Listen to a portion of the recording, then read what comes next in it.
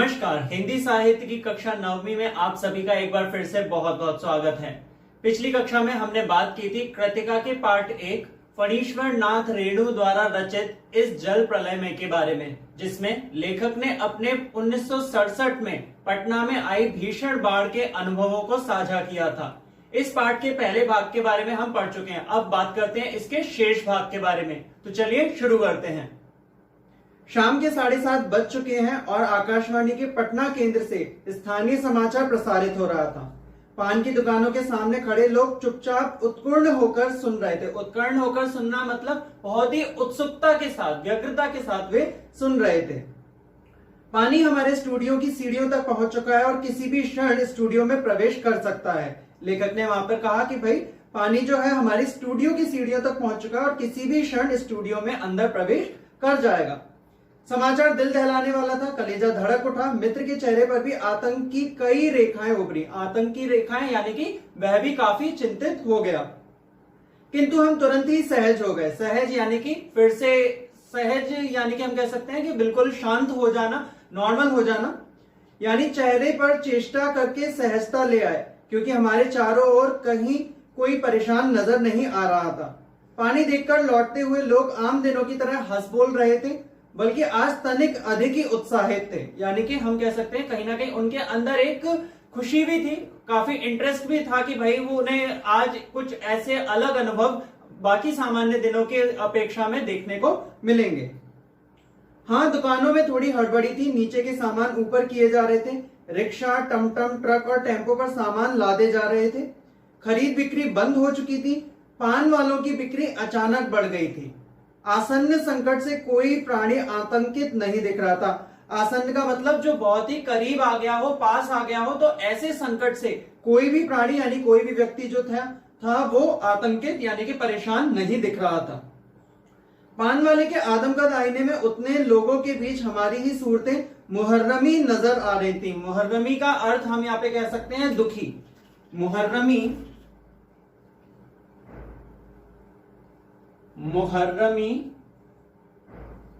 का अर्थ होगा दुखी या फिर मनहूस भी हम कह सकते हैं।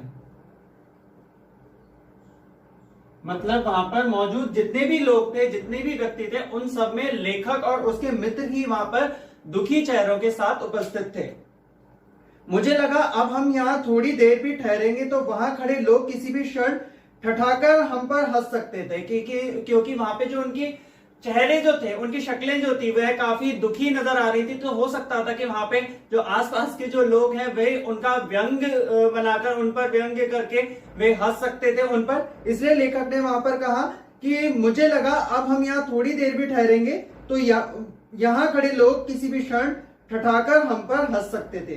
जरा इन बुजदिलों का हुलिया देखो। बुजदिलों का अर्थ होता है डरपोक, क्योंकि वहां ऐसी ही बातें चारों ओर से उछाली जा रही थी। एक बार डूब ही जाए, धनुषकोटी की तरह पटना लापता ना हो जाए। अब धनुषकोटी क्या है? एक स्थान का नाम है, तो जो जहां पर पहले बाढ़ आ चुकी थी, जो पूरी तरह से डूब चुका था। तो यहां पर लेखक कह रहा है कि धनुषकोटी की तरह पटना भी कहीं लापता ना हो जाए, कहीं सब पाप धुल जाएगा। चलो गोल घर के मुंडे पर तलाश की गड्डी लेकर बैठ जाए। मुंडे कहते हैं मुंडेर पर, यानी कि कोई भी ऊंचा स्थान। मुंडे का अर्थ है यहां पर कोई भी ऊंचा स्थान, जिसे हम मुंडे यहां पर कह सकते हैं। बिकोसमान बिल्डिंग की छत पर क्यों नहीं?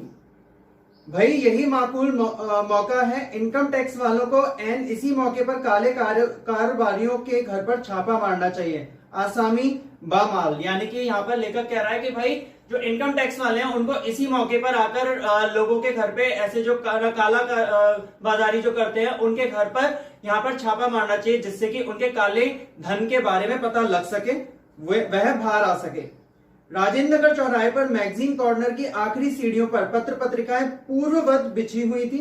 सोचा एक सप्ताह की खुराक एक ही साथ ले लूं। वहां पर जिस तरीके से अखबार जो या फिर जो मैगजीन वगैरह थी, तो वहां पर लेखक ने ये सोचा कि अब मैं कुछ दिनों के लिए घर से बाहर तो निकल नहीं पाऊंगा बाढ़ के कारण, तो ऐसा करता हूं कि मैं एक बार में ही सारी की सारी पत्रिकाएं मैं ले लेता हूं। क्या क्या ले लूं? हेडली चेज या एक ही सप्ताह में फ्रेंच जर्मन सिखा देने वाली किताबें, अथवा योग सिखाने वाली कोई सचित्र किताब। सचित्र किताब यानी चित्र के साथ, ऐसी किताब जिसमें चित्र भी उसके साथ हो, तो ऐसी किताब जिससे योग उसे सीखने में लाभदायक हो, तो वह किताब उसने लेने के बारे में सोचा। मुझे इस तरह किताबों को उलटते पलटते देखकर दुकान का नौजवान मालिक कृष्णा पता नहीं क्यों मुस्कुराने लगा। किताबों को छोड़ कई हिंदी, बांग्ला और अंग्रेजी सिने पत्रिकाएं लेकर लौटा। यानी कि वह जिस तरीके से किताबों को उत्सुकता के साथ पलट रहा था और कई सारी किताबें उसने जैसे खरीद ली थी, तो वहां पे जो दुकानदार जो था वह उसको देख के मुस्कुराने लगा। उसकी व्यग्रता को देखकर वह काफी मुस्कुराने लगा। पता नहीं कल हम कितने पानी में रहे, बहरहाल जो कम पानी में रहेगा वह ज्यादा पानी में फंसे मित्र की सुधि लेगा। तो उन्होंने आपस में दोनों ने वहां पर निर्णय लिया कि भाई हम दोनों में से कोई भी हो सकता है ज्यादा पानी में फंसा हो, या फिर तुम ऐसा हो सकते हो कम पानी में फंसे हो। तो अगर ऐसा कुछ भी होता है तो जो कम पानी में फंसा होगा वह ज्यादा पानी में फंसे हुए मित्र की सुध लेगा, यानी उसकी जानकारी लेगा और यथासंभव मदद करेगा। फ्लैट में पहुंचा ही था कि जनसंपर्क की गाड़ी भी लाउड स्पीकर से घोषणा करती हुई राजेंद्र नगर पहुंच चुकी थी। जनसंपर्क यानी आम जन से संपर्क करना या सूचना देने वाली जो गाड़ी थी वह वहां पर आ गई, घोषणा करने वाली गाड़ी। हमारे गोलंबर के पास कोई भी आवाज चारों बड़े ब्लॉकों की इमारतों से टकराकर मंडराती हुई 4 बार प्रतिध्वनित होती है। प्रतिध्वनि मतलब कहते हैं अनुगूंज, जिस जो टकराकर वापस जो आवाज आ जाए उसे हम प्रतिध्वनि कहते हैं। सिनेमा अथवा लॉटरी की प्रचार गाड़ी यहां पहुंचते ही भाइयों पुकारकर एक क्षण के लिए चुप हो जाती है। पुकार मंडराती हुई प्रतिध्वनि होती है, भाइयों भाइयों भाइयों। आपने देखा होगा जैसे अगर कहीं पर भी कोई घोषणा की जाती है, अनाउंसमेंट की जाती है, तो वहां पर वह जिस तरीके से प्रतिध्वनि, यानी कि हम कहते हैं इको, साइंस का एक वर्ड भी हम इसको बोल सकते हैं इको, जिसमें क्या होता है कि साउंड जो होता है वो रिफ्लेक्ट होकर वापस टकराकर हमारी तरफ आता है और उसकी एक वहां पर रेंज भी होती है, एक ना निश्चित दूरी भी होती है कि उस दूरी से ही इको जो है वह है अच्छा इको वहां पर जनरेट हो सकता है, प्रोड्यूस हो सकता है, या फिर हम ये भी कह सकते हैं कि निकल सकता है। तो ऐसे ही इको की वजह से वहां पर जो आवाज जो थी वह 3 बार वहां पर जो थी प्रतिध्वनि उसकी आ रही थी, भाइयों भाइयों भाइयों। एक अलमस्त जवान रिक्शा चालक है जो अक्सर रात के सन्नाटे में सवारी पहुंचाकर लौटते समय गोलंबर के पास अलाप उठता है, सुन मेरे बंधु रे ए ना सुन मोरे मितवा। गोलंबर के पास जनसंपर्क की गाड़ी से ऐलान किया जाने लगा, भाइयों ऐसी संभावना है कि बाढ़ का पानी रात्रि के करीब 12 बजे तक लोहानीपुर, कंकड़बाग और राजेंद्र नगर में घुस जाए। तो वहां पर जो गाड़ी आई थी जनसंपर्क की, उसने वहां पे घोषणा करना शुरू कर दी कि भाई कि कुछ स्थानों के नाम वहां पर लिए कि यहां तक पानी जो है बाढ़ का वह घुस सकता है, अतः आप लोग सावधान हो जाएं। सावधान हो जाएं यानी कि अपनी जरूरत की जो भी चीजें हैं उनको अपने पास रखें और बाढ़ के पानी से अपने आप को सावधान कर लें। प्रतिध्वनि फिर से वहां पर एक बार फिर से आ निकली, सावधान हो जाएं, सावधान हो जाएं। मैंने गृह स्वामिनी से पूछा गैस का क्या हाल है, यानी लेखक ने अपनी पत्नी से वहां पर पूछा कि गैस का क्या हाल है, कि गैस जो सिलेंडर है वह भरा हुआ है या नहीं है, खाली ना हो कि कहीं ऐसा ना हो कि बाढ़ आ जाए उसके बाद फिर वहां पर गैस खत्म हो जाए। बस उसी का डर है, अब खत्म होने वाला है। तो लीजिए कहते हैं ना कि भाई सिर मुड़ाते ही ओले पड़े वाला यहाँ पे ना जो था हाल हो गया। असल में सिलेंडर में मीटर उटर की तरह कोई चीज नहीं होने से कुछ पता ही नहीं चलता। सिलेंडर होता है उसमें गैस का, आप कैसे वहां पर जान सकते हैं कि उसके अंदर गैस जो है वह खाली होने वाली है या भरा हुआ है, हम उसको वजन से ही देख पाते हैं। उसमें कोई ऐसा मीटर नहीं लगा होता कि भाई जिससे हमें पता चल जाए आसानी से कि हाँ भाई उसमें कितनी गैस बची हुई है। लेकिन अंदाज है कि 1 या 2 दिन कोयला है, स्टोव है, मगर किरासन एक ही बोतल। अब देखिए किरासन यहाँ पे केरोसिन ऑयल की यहाँ पे बात की गई है। फिलहाल बहुत है, बाढ़ का भी यही हाल है, मीटर उटर की तरह कोई चीज नहीं होने से पता नहीं चलता कि कब आ धमके। मैंने कहा सारे राजेंद्र नगर में सावधान सावधान ध्वनि कुछ देर तक गूंजती रही। ब्लॉक के नीचे की दुकानों के सामान हटाए जाने लगे। मेरे फ्लैट के नीचे के दुकानदार ने पता नहीं क्यों इतना कागज इकट्ठा कर रखा था, एक अलाव लगाकर सुलगा दिया, हमारा कमरा धुएं से भर गया। अब वहां पर उसने, एक दुकानदार था, उसने कई सारे वहां पे कागज इकट्ठे करके उनमें आग लगा दी, अलाव यानी कि आग जला दी वहां पर, और लेखक का कमरा जो था वह आग के धुएं से भर गया। सारा शहर जगा हुआ है, पश्चिम की ओर कान लगाकर सुनने की चेष्टा करता हूं। चेष्टा यानी कि वहां पर वह सुनने की कोशिश करता है। हाँ, पीर मुहानी या सालिमपुरा, अहरा अथवा जनक किशोर, नवल किशोर रोड की ओर से कुछ हलचल की आवाज आ रही है। लगता है 1-1:30 बजे रात तक पानी राजेंद्र नगर पहुंचेगा। अब यानी बाढ़ के पानी के, कहते ना कि एक अपने घर में घुस के अब दुश्मन की प्रतीक्षा की जा रही है कि हाँ भाई वह कहां तक पहुंच गया है, कितनी देर में हमारे पास तक पहुंचेगा। ठीक उसी प्रकार से यहाँ पे लेखक को प्रतीत हो रहा था कि जिस तरह से वह अपने घर में बैठा हुआ था और वहां पे बाढ़ के पानी की राजेंद्र नगर तक आने की प्रतीक्षा कर रहा था। सोने की कोशिश करता हूं लेकिन नींद आएगी भी नहीं। अब देखिए, सीधी सी बात है कि अगर आपको पता चल रहा है कि आपके आसपास कोई आपदा है और वह धीरे धीरे आपकी तरफ बढ़ने लगी है, तो आपको वहां पर कैसे नींद आ सकती है। नहीं, काम्पोज की टिकिया अभी नहीं, कुछ लिखूं, किंतु क्या लिखूं। अब देखिए, लेखक को यहां पर भी, इस स्थिति में भी लिखने की सूझ आ रही है कि वह सोच रहा है कि मैं यहां पर कुछ लिख लूं, कविता लिखूं, शीर्षक बाढ़ आकुल प्रतीक्षा लिखूं, फिर वह अपने आप को ही वहां पर कसूरवार ठहरा के अपने आप को ही डांट ले। नींद नहीं, स्मृतियां आने लगी एक एक कर, चलचित्र के बेतरतीब दृश्यों की तरह। स्मृतियां आने लगी यानी कि स्मृतियों का अर्थ होता है यादें, उसे यादें आने लगी एक एक करके, चलचित्र के बेतरतीब दृश्यों की तरह। 1947 मनिहारी, तब पूर्णिया अब कटिहार जिला। उस समय उसे पूर्णिया कहा जाता था, आज की तारीख में अगर हम देखें तो उसे कटिहार जिला भी बोला जाता है।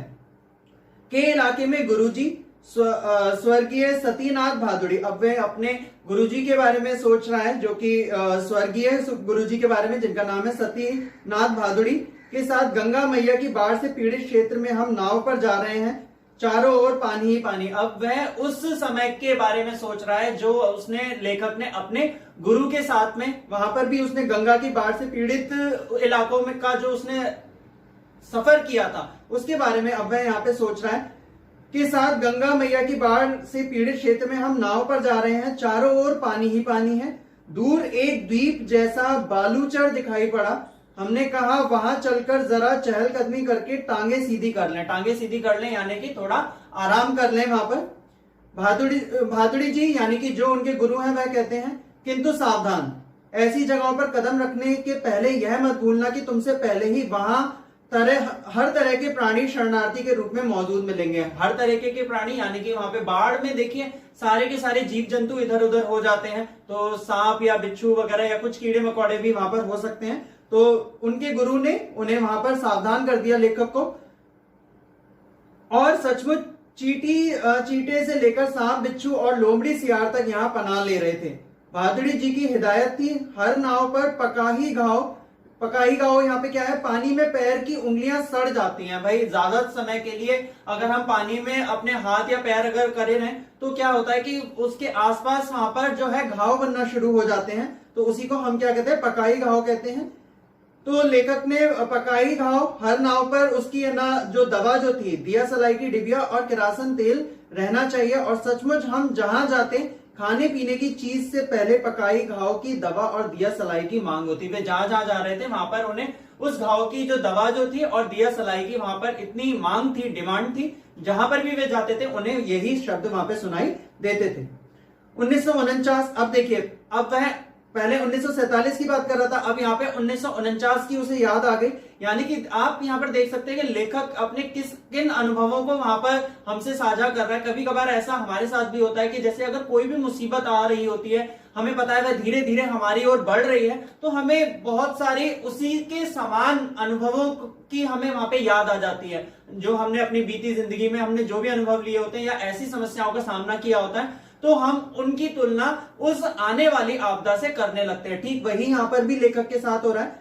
1949, उस बार महानंदा की बाढ़ से घिरे वापसी थाना के एक गांव में हम पहुंचे। हमारी नाव पर रिलीफ के डॉक्टर साहब गांव के कई बीमारों को नाव पर चढ़ाकर कैंप में ले जाना था। एक बीमार नौजवान के साथ उसका कुत्ता भी कुई कुई करता हुआ नाव पर चढ़ाया। अब देखिए, नौजवान जो था वह जैसे ही नाव पर चढ़ा, उसके साथ उसका एक कुत्ता था, वह भी चिल्लाता हुआ उसकी नाव पर उसके साथ चढ़ गया।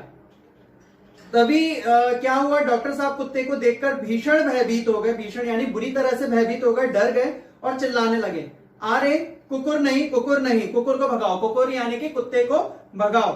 बीमार नौजवान छप से पानी में उतर गया। उसे डॉक्टर की इस प्रतिक्रिया का से काफी उसे बुरा लगा। उसे हमार कुकुर नहीं जाएगा तो हमऊ नहीं जाएगा। फिर कुत्ता भी छपाक पानी में गिरा। जैसे ही उसका मालिक यानी वह नौजवान जैसे ही पानी में कूद गया, वैसे उसके साथ साथ कुत्ता भी उसके साथ कूद गया। फिर कुत्ता भी छपाक पानी में गिरा। हमारा आदमी नहीं जाएगा तो हमऊ नहीं जाएगा। अब यहाँ पे लेखक है, उसने वहां पर प्रतिक्रिया दी है कि जैसे यह लगा कि भाई कि मालिक नहीं जाएगा, तो कुत्ते ने भी बोल दिया कि नहीं भाई, अगर हमारा मालिक नहीं जाएगा तो हमऊ नहीं जाएगा। फिर कुत्ता भी छपाक पानी में गिरा। परमान नदी की बाढ़ में डूबे हुए एक मुसहरी, मुसहरों की बस्ती, मुसहरी कहते हैं हम आदिवासियों की एक जाति जो होती है उन्हें, में हम राहत बांटने गए। खबर मिली थी कि कई दिनों से मछली और चूहों को झुलसाकर खा रहे हैं। वे आदिवासी किसे खा रहे थे? मछली और चूहों को भूनकर झुलसाकर वे खा रहे थे।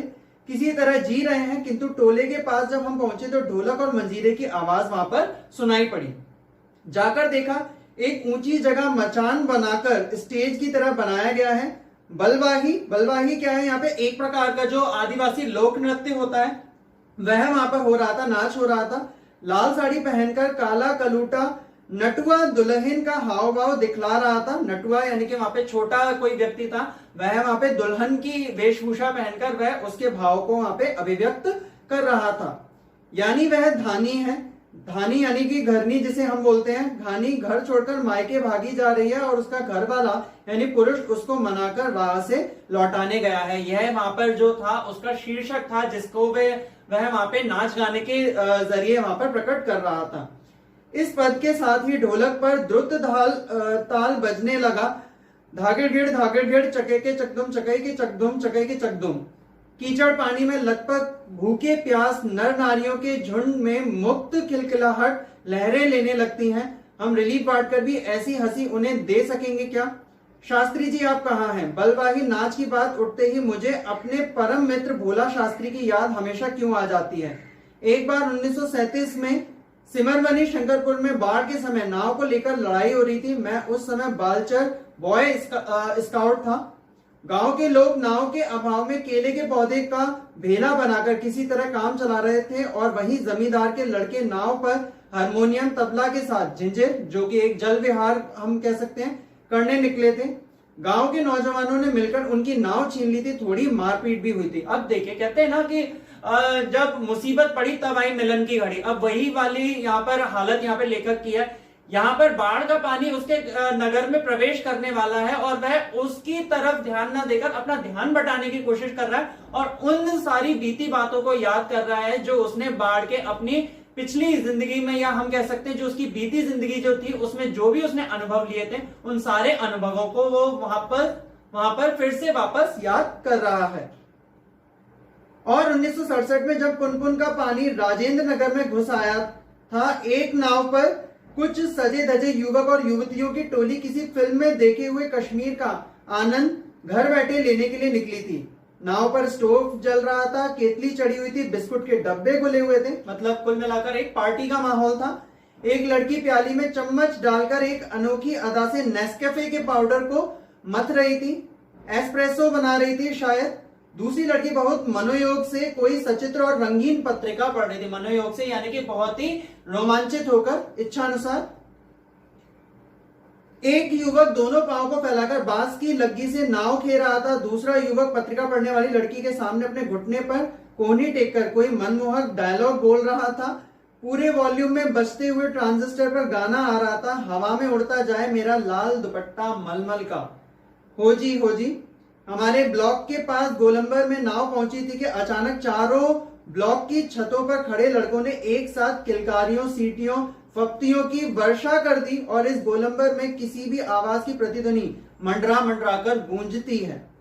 सब मिलाकर स्वयं ही जो ध्वनि संयोजन जो हुआ उसे बड़े से बड़े गुड़ी संगीत निर्देशक बहुत कोशिश के बावजूद नहीं कर पाते। मतलब जिस तरीके का वहां पर माहौल बन गया, वह माहौल अगर कोई निर्देशक भी किसी फिल्म का अगर बनाना चाहे तो वह भी ना बना पाए, ऐसा वहां पर माहौल शुरू हो गया। उन फूहड़ युवकों की सारी एग्जीबिशनिज्म तुरंत छूमंतर हो गई और युवतियों के रंगे लाल लाल ओठ और गाल काले पड़ गए। नाव पर अकेला ट्रांजिस्टर था जो पूरे दम के साथ मुखर था। नैया तोरी मंझधार होशियार होशियार, काहो राम सिंगार पनिया आ रहलो है, ऊहू ना। 2:30 बज गए मगर पानी अब तक आया नहीं, लगता है कहीं अटक गया। अब देखिए जो बाढ़ के पानी की जो उम्मीद जताई जा रही थी कि भाई 1:30 बजे तक वह आ जाएगा, वह नहीं आया और 2:30 बज चुके हैं। अथवा जहां तक आना था आकर रुक गया, और जहां तक लेखक कह रहा है कि जहां तक आना था वह वहीं आ गया और अब रुक चुका है। अथवा तटबंध पर लड़ते हुए इंजीनियरों की जीत हो गई शायद। जिस तरीके से जो इंजीनियर थे वे वहां पर कोशिश कर रहे थे कि बाढ़ के पानी को वहीं रोक दिया जाए, तो शायद वे जीत गए या कोई देवी चमत्कार हो गया। नहीं तो पानी कहीं भी जाएगा तो किधर से, रास्ता तो इधर से ही है। चारों ब्लॉकों के प्राय सभी फ्लैटों की रोशनी जल रही है, बुझ रही है, सभी जगे हुए हैं। कुत्ते रह रहकर सामूहिक रुदन करते हैं और उन्हें राम सिंगार की मंडली डांटकर चुप करा देती है, चौप चौप। तो यह था एक और भाग अगर हम इस पार्ट का बोलें। अब चलिए शुरुआत करते हैं हम लोग प्रश्न अभ्यास की। प्रश्न संख्या 1, इस जल प्रलय में पाठ के आधार पर लेखक के मानवीय मूल्यों का आकलन कीजिए। अब देखिए आपको यहाँ पर बताना है कि इस पाठ के आधार पर आप क्या कह सकते हैं कि लेखक की मनोवृत्ति क्या थी, वह उसकी खूबियां क्या थी, वे आपको यहाँ पर लिखनी है। उत्तर स्वरूप जैसे कि हम यहाँ पर देख सकते हैं कि लेखक के मानवीय मूल्य क्या क्या थे। वह जिज्ञासु प्रवृत्ति का था, उसमें जानने की इच्छा काफी थी। दूसरा, समय के आवाहन को स्वीकारना, कि समय के अनुसार अगर हम लोग देखें बहुत सी चीजें हमारी जिंदगी में होती हैं और जरूरत होती है उन चीजों को वहां पर एक्सेप्ट करने की या फिर कबूल करने की। तीसरा, व्यापक दृष्टिकोण, उसका जो दृष्टिकोण था वह जो सोचने की या समझने की उसकी जो कल्पना जो थी वह काफी थी, उसकी इच्छा शक्ति काफी थी। चौथा, यहाँ पर सक्रिय सहभागिता, अगर वह देखें तो फिर काफी जो बाढ़ की ना जितने भी नुकसान हुआ या जहां पर बाढ़ पीड़ित जितने भी थे वहां पर उसने एक स्काउट बॉय के रूप में, एक रिलीफ वर्क के रूप में देखे तो उसने काफी कार्य किए हुए थे। प्रश्न संख्या 2, कुछ लोग दूसरों के दुख में भी हर्षित होते हैं जिसका परिणाम अच्छा नहीं होता। ऐसे बहुत से लोग होते हैं जिनको अपनी खुशी से इतनी खुशी नहीं होती जितनी कि दूसरों के दुखों से काफी वे प्रसन्न होते हैं। तो ऐसे लोगों के साथ क्या होता है, पाठ के आधार पर आपको यह लिखना है। तो देखिए उत्तर स्वरूप आप यहाँ पर क्या लिख सकते हैं, जो लोग दूसरों के दुख में भी हर्षित होते हैं उन्हें अक्सर अपमानजनक स्थितियों का सामना करना पड़ता है, यानी कि उनका हमेशा क्या अपमान ही होता है। 1937 में जब सिमरवनी शंकरपुर में बाढ़ आई थी और लोग बुरी तरह परेशान थे, तभी जमींदारों के कुछ लड़कों ने हारमोनियम तबला लेकर जल विहार का कार्यक्रम बनाया था, जो कि उनके दुखों पर एक कह सकते हैं जले पर नमक छिड़कने के बराबर था, जिसे देख बाढ़ पीड़ित आक्रोशित हो गए और उन्होंने उनके साथ में मारपीट भी की थी। प्रश्न संख्या 3, आपको यहाँ पर नीचे कुछ शब्द दिए गए हैं जिनका आपको अपने वाक्यों में प्रयोग करना है। पहला शब्द उत्कर्ण, दूसरा प्रतिध्वनि, तीसरा उत्साहित, चौथा व्याकुल और पांचवा चेष्टा। तो यह था आपका इस जल प्रलय में का मध्य भाग। अब हम लोग इसके शेष भाग के बारे में चर्चा करेंगे अगली कक्षा में।